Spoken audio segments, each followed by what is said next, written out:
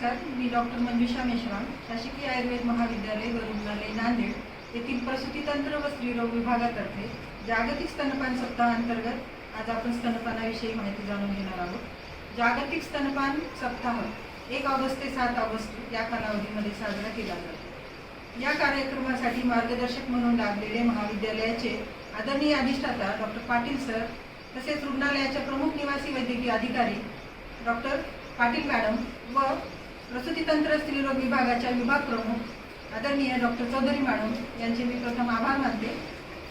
मातृत्व ही निसर्गाने स्त्रीला दिलेली एक अनमोल देणगी आहे। व्यापता न येणारं अस्तित्व आणि मापता न येणारं प्रेम म्हणजे मातृत्व। मातृत्वाचे सुख तेच खरे असते जेव्हा आई बाळाला कुशीत घेऊन त्याच्या स्पर्शाने तिला जो आनंद मिळतो तो हा आईला स्वर्गसुखापेक्षाही जास्त असतो। अपत्य प्राप्तीच्या वेळी आईला होणाऱ्या किती यातना असतील, या यातना असंही असल्या तरी स्तनपान करताच त्या नाहीशा होत असतात। अशाच मातृत्वाच्या जीवन प्रवासातील एक भाग म्हणजे स्तनपान। तर या स्तनपानाविषयी अधिक माहिती आपण पाहूया।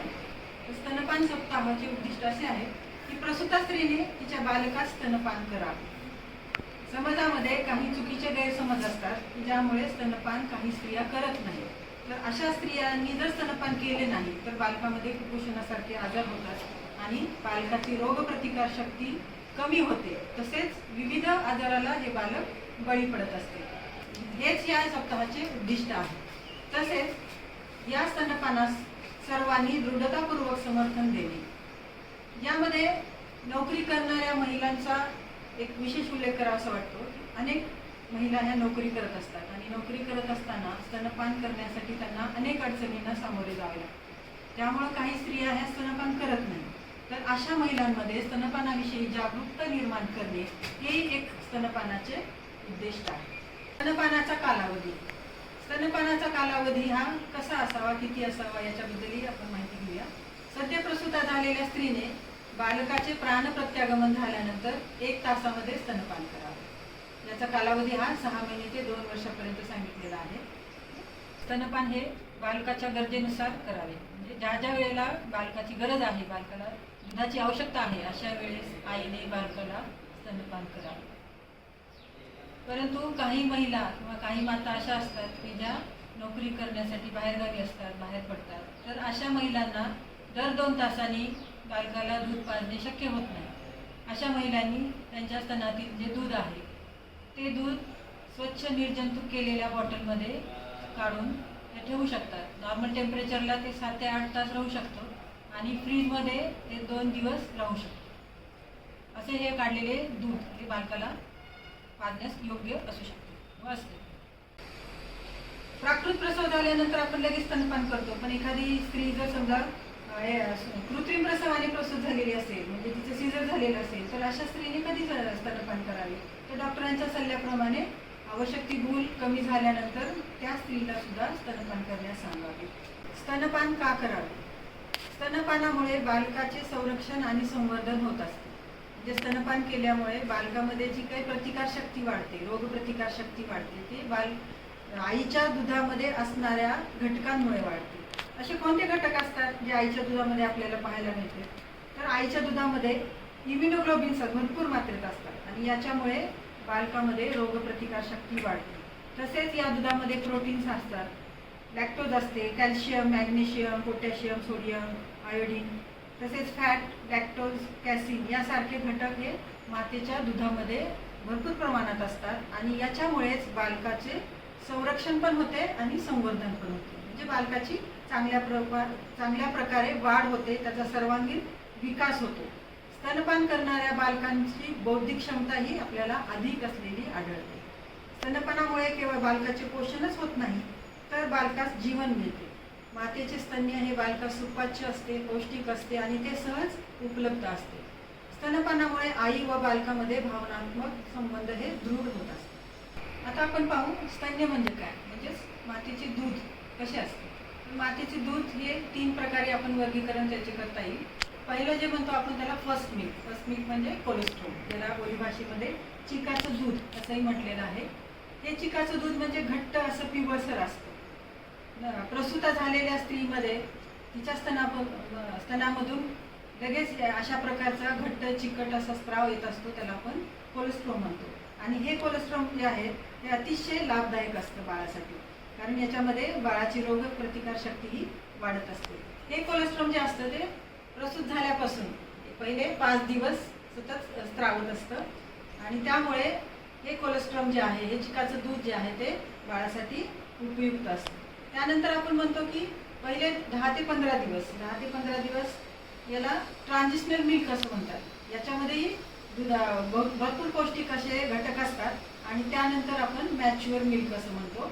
तर मॅच्युअर मिल्क 15 दिवसानंतर आपण त्या दुधाला मॅच्युअर मिल्क असं म्हणतो. स्तनपानासाठी मातेची स्थिती कशी असावी, म्हणजे माता ही स्तनपानासाठी कोणत्या पद्धतीने बसलेली असावी, तिची पोझिशन काय असावी, यासाठी अनेक स्थिती सांगितलेल्या आहेत. त्यापैकी क्रॅडल आहे, क्रॉस क्रॅडल आहे, फुटबॉल पोझिशन आहे, साईड लाईन पोझिशन आहे.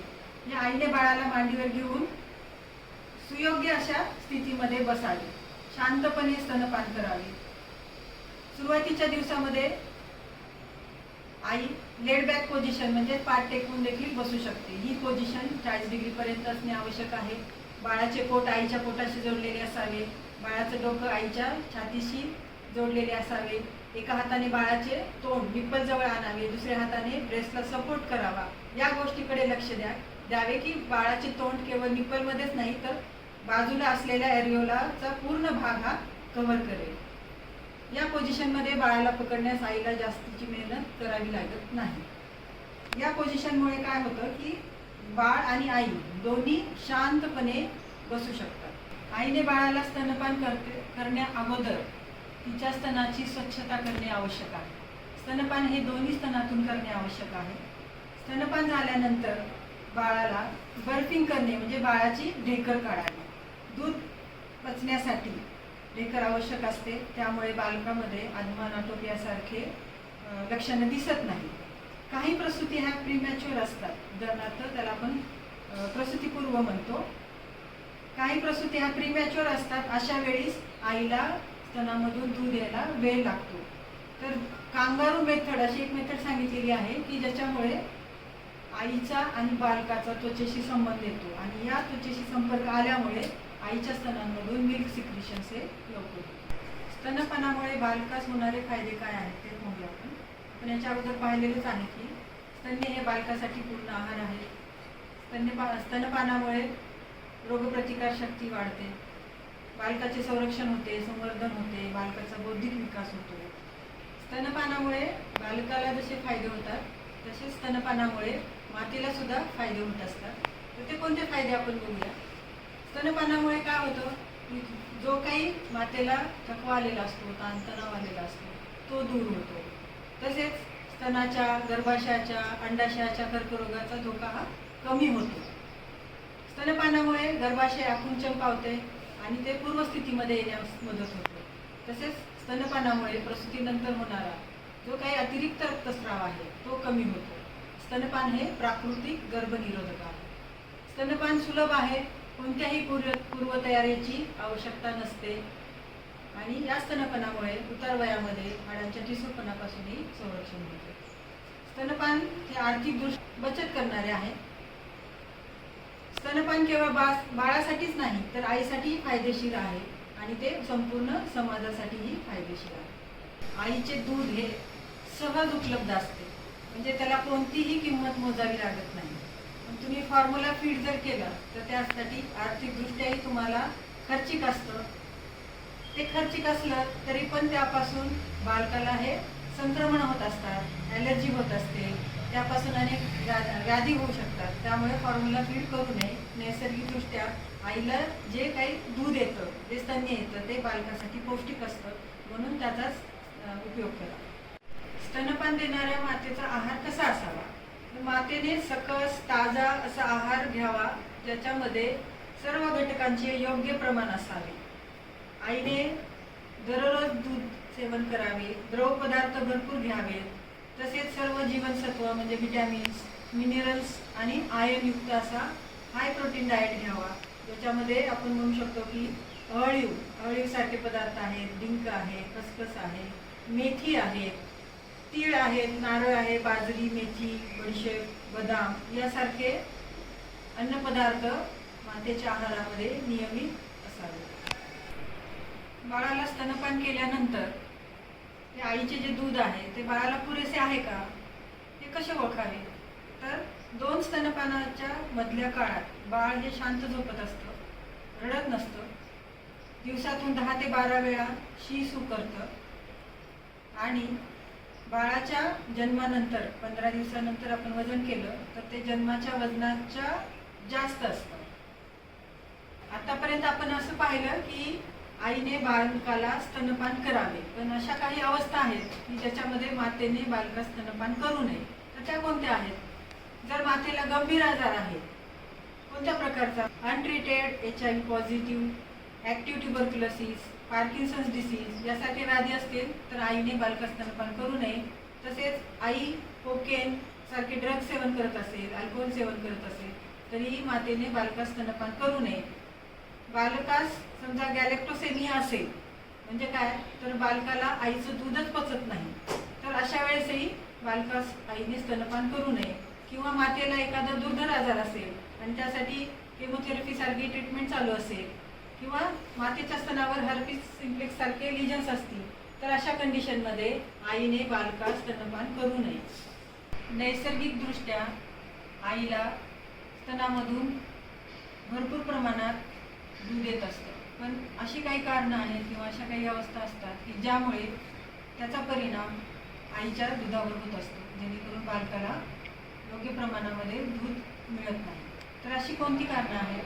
तर त्याच्यामध्ये दूध कमी येणं, तर हे हॉर्मोनल इम्बॅलन्स आहे, तर याच्यामुळे आईला दूध कमी येऊ शकतं. तसेच अशा काही औषधी असतात की ज्याचे दुष्परिणाम म्हणून आईच्या स्तनामध्ये दूध हे कमी येतं. मातेची मानसिक अवस्था, चिंता आहे, शोक आहे, भय आहे, निद्रा जरी व्यवस्थित झालेली नसेल तरी पण त्याचा परिणाम हा मातेच्या स्तन्यावर होत असतो. माताने अल्कोहोल, कॅफिन याच्यासारखे सेवन केलेले असतील किंवा बिडी सिगारेट सारखी तिला व्यसनं असतील तर अशा मातेच्या स्तनामध्ये सुद्धा दूध कमी येते. आईला जर दूध कमी येत असेल तर मग त्यासाठी डॉक्टरांच्या सल्ल्यानुसार शतावरी, विदारी कंद, तृणपंचमूळ यासारखी द्रव्ये आपल्याला वापरता येतात. पण ही द्रव्ये घेताना अगोदर डॉक्टरांचा सल्ला घ्यावा आणि मगच ही औषधे वापरावी. यानंतर आपण बघू की स्तन्यवृद्धी म्हणजे काय, किंवा मग कधी कधी स्तनामध्ये खूप जास्त प्रमाणात दूध येतं आणि हे दूध आल्यामुळं काय होतं की स्तन हे जे आहेत ते घट्ट होतात, ताठर होतात, त्याला आपण ब्रेस्ट एन्गॉर्जमेंट म्हणू शकतो. काही वेळेस मॅस्टायटिस म्हणजे स्तनाला सूज येते आणि ही सूज आल्यानंतर ते वाढून त्याच्यामध्ये ब्रेस्ट ॲप्सिस यासारखे व्याधी होतात. या ब्रेस्ट ॲप्सिसमुळे काय होतं की त्या मातेला खूप प्रमाणात वेदना होत असतात. म्हणून स्तनामध्ये हे अधिक प्रमाणात दूध साठवू देऊ नये. अशा पद्धतीने जागतिक स्तनपान सप्ताह अंतर्गत स्तनपानाविषयीची थोडक्यात माहिती आज आपण पाहिलेली आहे. ज्या महिलांना, ज्या मातांना काही शंका असतील त्यांनी डॉक्टरांच्या सल्ल्यानुसार त्या शंका दूर कराव्या आणि स्तनपानाचे जे काही महत्त्व आहे त्याच्याविषयी जागरूकता निर्माण करावी, जागरूक राहावे. धन्यवाद.